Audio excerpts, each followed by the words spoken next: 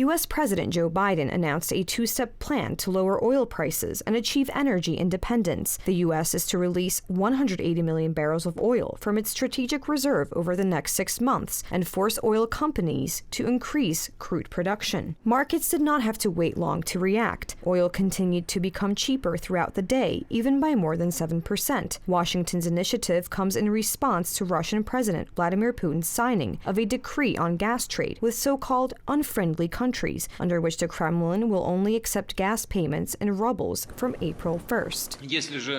If gas payments are not made, we will consider it a default by buyers, with all the relevant consequences of such a situation. Nobody is selling us anything for free, nor do we intend to do charity work.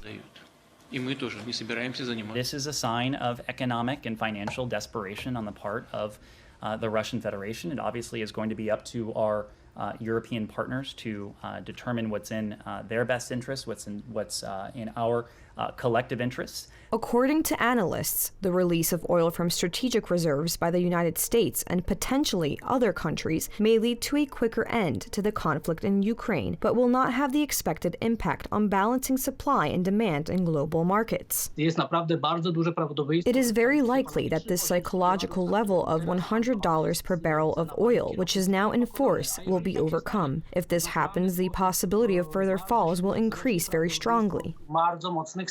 Intervention in the oil market is not the only action announced by the Joe Biden administration. In the near future, sanctions will be imposed on 120 companies from the arms, aerospace, and naval sectors operating in Russia and Belarus. The companies will be cut off from Western technology. Poland is stepping up efforts to become independent of Russian energy supplies and to block ports for Russian ships. Deputy Prime Minister Jarosław Kaczyński admitted that greater determination from the West is needed to defeat Russia.